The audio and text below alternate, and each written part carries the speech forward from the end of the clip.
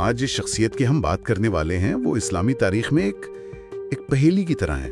ایک طرف سب سے زیادہ حدیثیں روایت کرنے کا اعزاز اور دوسری طرف شاید سب سے زیادہ سوالات بھی انہی کی ذات پر اٹھائے گئے۔ ہم بات کر رہے ہیں ابو ہریرہ کی۔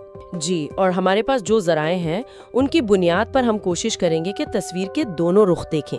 ایک طرف وہ لوگ ہیں جو انہیں علم کا سمندر کہتے ہیں اور دوسری طرف خود ان کے اپنے دور کے بڑے بڑے صحابہ تھے جو آپ کہہ لیں کہ ناقابل اعتبار سمجھتے تھے۔ تو مقصد یہی سمجھنا ہے کہ ایک ہی شخص کے بارے میں اتنی الگ الگ رائے کیوں ہیں۔ اور اس ساری گفتگو کا مرکز ایک بہت ہی سادہ سا لیکن چونکا دینے والا سوال ہے۔ ابو ہریرہ نے روایت کی 5374 احادیث، جبکہ پیغمبر اسلام کے سب سے قریبی ساتھی ابو بکر صدیق، جنہوں نے پوری زندگی ان کے ساتھ گزاری، انہوں نے صرف 142 روایت کی۔ یہ اتنا بڑا ناقابل یقین فرق کیوں ہے؟ چلیں اس معاملے کو ذرا گہرائی میں دیکھتے ہیں۔ بالکل، پہلے تو یہ جاننا ضروری ہے کہ ابو ہریرہ تھے کون۔ ان کا اصل نام عبد الرحمن ابن صخر تھا اور وہ یمن کے قبیلہ دوس سے تھے۔ ابو ہریرہ تو ان کا لقب تھا، یعنی بلی کے بچے کا باپ۔ اچھا، یہ نام بلیوں سے محبت کی وجہ سے ملا؟ جی، کہتے ہیں کہ انہیں بلیوں سے بہت لگاؤ تھا اور اکثر ایک بلی کا بچہ اپنے ساتھ رکھتے تھے۔ اور وہ اسلام کب لائے؟ کیونکہ میرے خیال میں یہ نقطہ بہت اہم ہے۔ بہت اہم ہے۔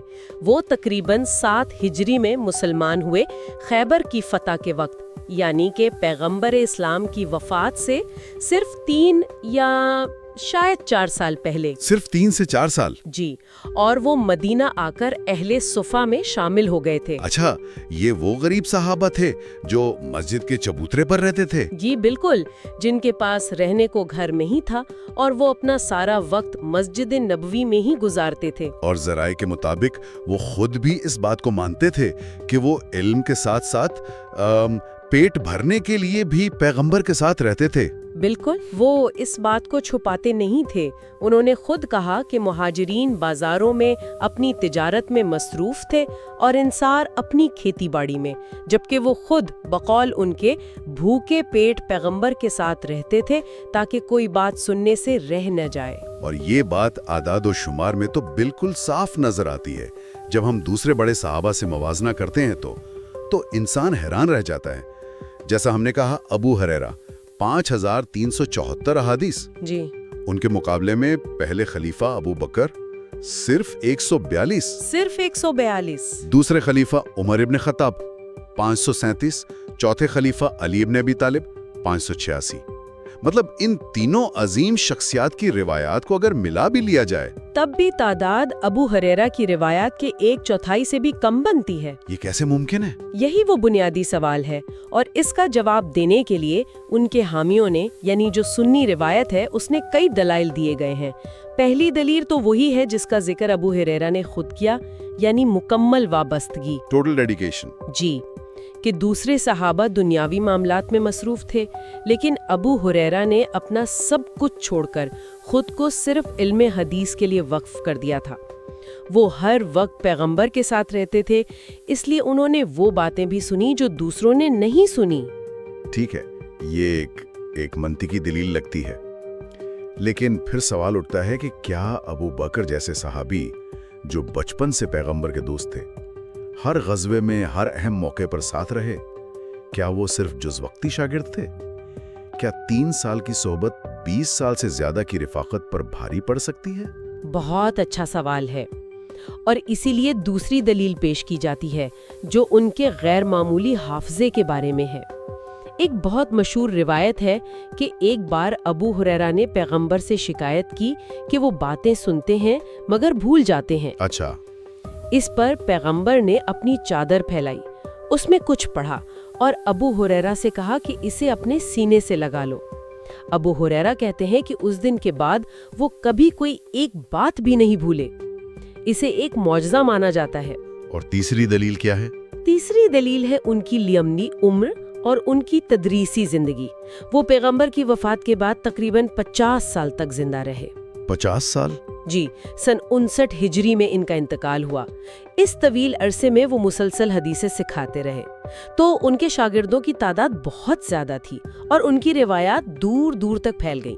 तो हामी कहते हैं कि ये तीनों चीज़ें, मुकम्मल वाबस्तगी, मौजिज़ाती हाफिज़ा और तवील तदरीसी ज़िंदगी, ये मिलकर इस बड़ी तादाद की वजाहत करती हैं। लेकिन अगर ये वजाहत इतनी ही तसल्ली बख्श होती तो उन पर उनके अपने ही दौर में इतनी तनकीद क्यों की गई? तनकीदी नुक्ता नज़र रखने वाले पहला सवाल यही करते हैं कि 3 साल में 5,500 रिवायात का मतलब है हर रोज औसतन 5 से ज्यादा नई हदीसें सुनना। क्या ये अमली तौर पर मुमकिन है? बिल्कुल, और ये हैरानी सिर्फ आज के मुहक्किकीन को नहीं है।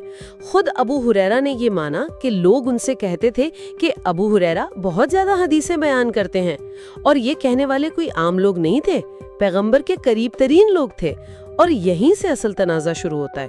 तो फिर उनके हमअसरों की आरा को देखते हैं, क्योंकि वहीं से तस्वीर के दोनों रुख वाज़े होंगे। उनकी हिमायत में कौन लोग थे? उनके हाफिजे की तारीफ किसने की? इनके हाफिजे की तारीफ करने वाले बहुत थे, जैसे मरवान बिन हकम, जो बाद में उमवी खलीफा भी बने। उन्होंने तो बाकायदा अबू हुरैरा का इम्तिहान लिया था, उन्हें बुलाया और उनसे बहुत सी हदीसें सुनाई और अपने कातिब को पर्दे के पीछे बिठाकर सब कुछ लिखवा लिया। अच्छा, टेस्ट करने के लिए? जी, ठीक 1 साल बाद मरवान ने अबू हुरैरा को दोबारा बुलाया और वही हदीसें सुनाने को कहा। जब कातिब के लिखे हुए से मिलान किया गया तो कहते हैं एक लफ्ज का भी फर्क नहीं था। वाह! तो उसे उनके गैर मामूली हाफजे का एक बड़ा सबूत माना जाता है। और बाद के उलमा का क्या ख्याल था? बड़े बड़े उलमा ने उनकी बहुत तारीफ की है। इमाम शाफई ने कहा, अबू हुरैरा अपने जमाने में हदीस याद करने वालों में सबसे मजबूत शख्स थे। इमाम बुखारी ने अपनी सही में सबसे ज्यादा रिवायात उन्हीं से ली हैं। यहाँ तक कि पैगंबर से मंसूब एक कौल भी मिलता है कि अबू हुरैरा इल्म का एक बर्तन है या इल्म का समंदर है। ये तो हुई तस्वीर की एक साइड, लेकिन दूसरी साइड इससे कहीं ज्यादा पेचीदा और हैरानकुन है, खास तौर पर जब हम खलीफा उमर इब्न खत्ताब का रवैया देखते हैं। जी, उमर इब्न खत्ताब हदीस रिवायत करने के मामले में बहुत सख्त थे। उनका उसूल था कि हर हदीस के लिए गवाह लाया जाए। ज़राया हमें बताते हैं कि उन्होंने अबू हुरैरा को अपने दर्रे से मारा और सख्ती से कहा। मारा? जी, और कहा, तुम हदीसें बयान करना छोड़ दो, वरना मैं तुम्हें वापस तुम्हारे कबीले दौस की सरजमीन पर भेज दूंगा। अबू हुरैरा ने खुद बाद में कहा कि मैं उमर के जमाने में इस तरह खुलकर हदीसें बयान नहीं कर सकता था, वरना वो मुझे मारते। उमर इतने सख्त क्यों थे? क्या ये कोई जाती मसला था या ये उनकी कोई पॉलिसी थी? ये बहुत अहम नुक्ता है। ये कोई जाती मसला नहीं था, उमर की ये उमूमी पॉलिसी थी कि हदीसों के फैलाव को रोका जाए ताकि लोग कुरान पर ज्यादा तवज्जो दें और कहीं कुरान और हदीस में उलझ ना जाए।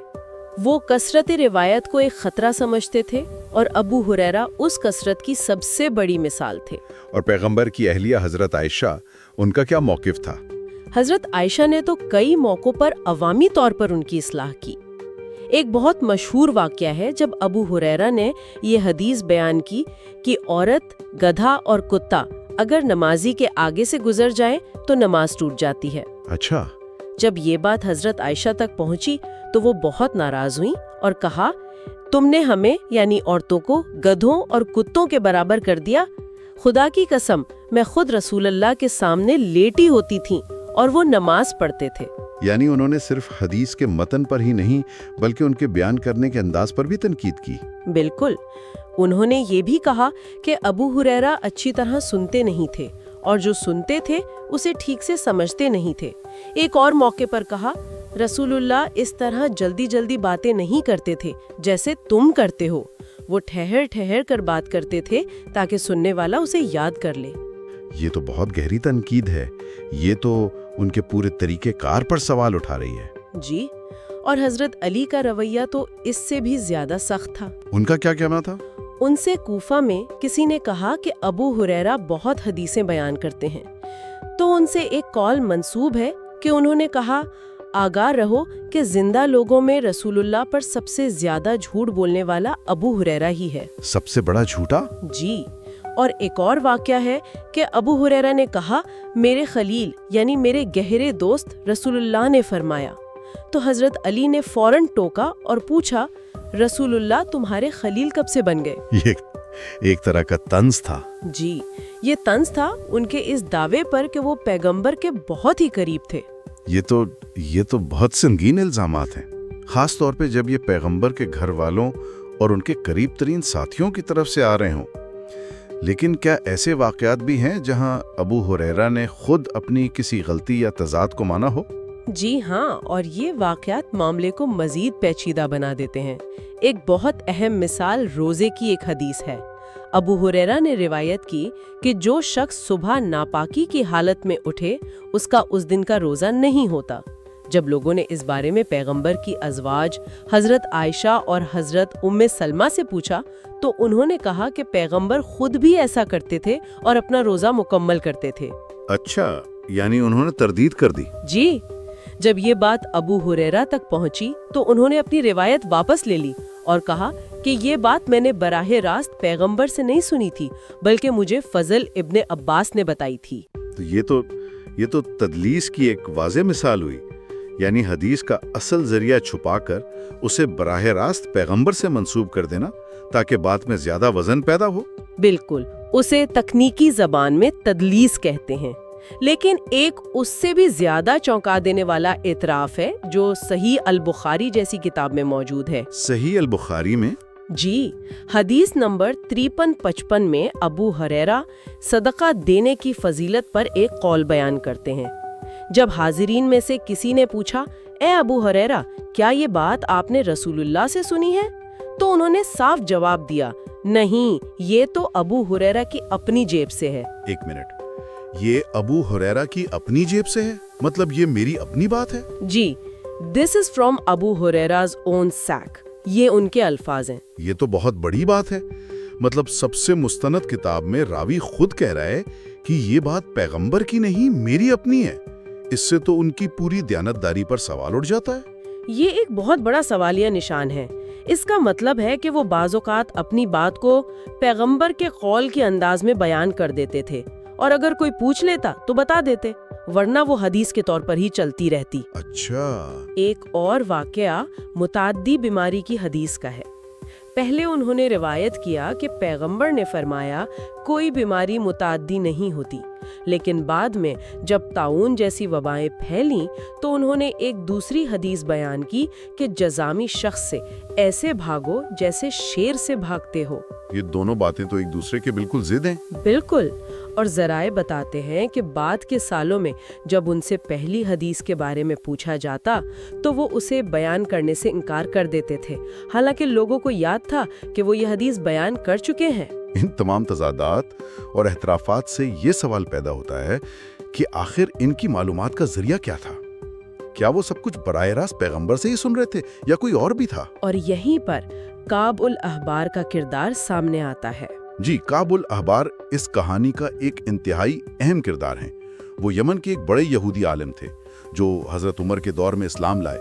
وہ پرانی مذہبی کتابوں، خاص طور پر اسرائیلی روایات جنہیں اسرائیلیات کہا جاتا ہے، ان کے ماہر تھے۔ اچھا، ابو ہریرہ اور کعب الاحبار میں بہت گہری دوستی تھی۔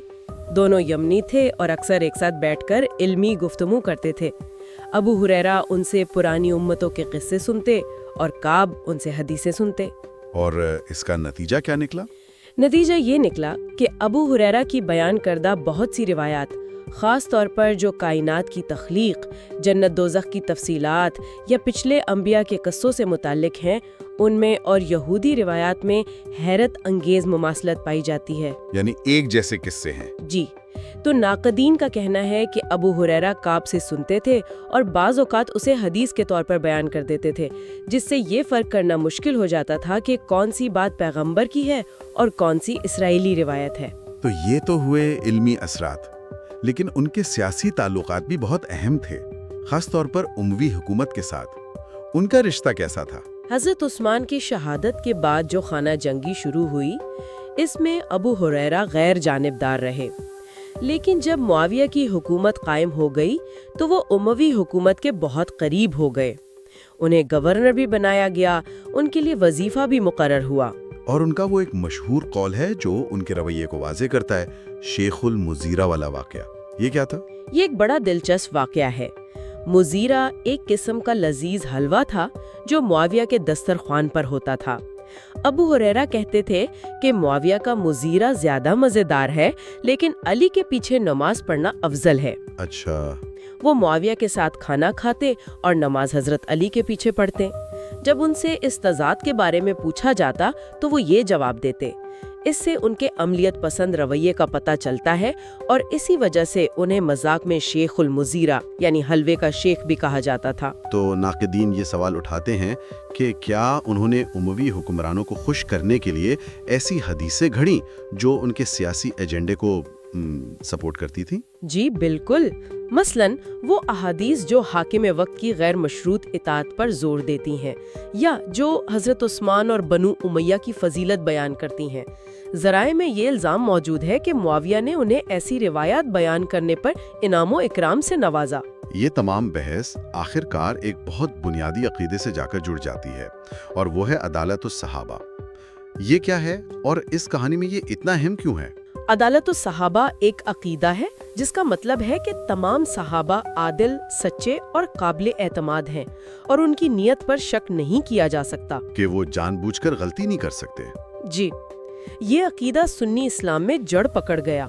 नाक़िदीन इसे एक मजहबी ढाल कहते हैं।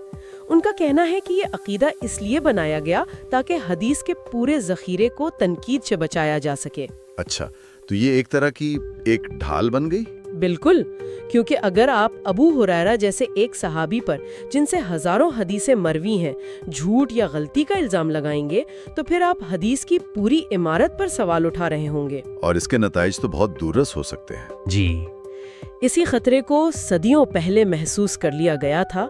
अब्बासी खलीफा हारून रशीद के दरबार में एक आलिम उमर बिन हबीब ने साफ कहा था, अगर सहाबा पर तनकीद का दरवाज़ा खोल दिया गया तो लोग दीन से ही फिर जाएंगे और पूरी शरीयत ज़ाया हो जाएगी।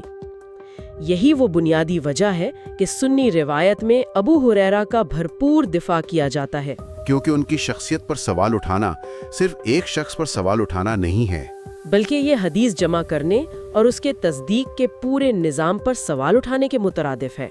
तो आज की गुफ्तगू का खुलासा ये है कि अबू हुरैरा एक इंतहाई पेचीदा और मुतनाज़ा शख्सियत हैं। एक तरफ उनके हामियों ने दीन के लिए वक्फ, मौजिज़ाती हाफ़ज़े वाले और इल्म का समुंदर मानते हैं और उनके दलाइल की बुनियाद उनकी ज़ाती कुर्बानी और लंबी तदरीसी ज़िंदगी पर है। और दूसरी तरफ तनकीद करने वाले, जिनमें खुद उनके दौर के जलीलुल क़द्र सहाबा भी शामिल थे, वो उनकी पैगंबर के साथ मुख्तसर सोहबत, रिवायात की नाकाबिल यकीन तैदाद और उनके अपने एतराफ़ात और तज़ादात को बुनियाद बनाते हैं। इसके अलावा काबुल अहबार जैसे बैरूनी ज़राए का असर और उमवी हुकूमत के साथ उनके सियासी ताल्लुकात को भी शक की निगाह से देखा जाता है। हमारे ज़राए से एक बात बिल्कुल वाज़ेह है, इब्तदाई मुसलमान बशमूल बड़े सहाबा हदीस बयान करने वालों पर खुलकर सवाल उठाते थे। वो हर सुनी सुनाई बात को आंखें बंद करके कबूल नहीं करते थे, बल्कि इसे अक्ल, कुरान और पैगंबर की मजमूई तालीमात की कसौटी पर परखते थे। जी, तनकीदी जायजे की ये रिवायत वक्त के साथ कमज़ोर पड़ गई। तो आखिर में हम सुनने वालों के लिए एक सोच छोड़ कर जा रहे हैं। इब्तदाई मुसलमानों की ये फिक्री सख्ती और ये तनकीदी रिवायत, जिसे बाद में आने वाली नस्लों ने तमाम सहाबा की गैर मशरूत कबूलियत के अकीदे से बदल दिया, आज के दौर में मजहबी मुतून और उनको हम तक पहुंचाने वाली शख्सियात के बारे में हमें क्या सोचने पर मजबूर करती है?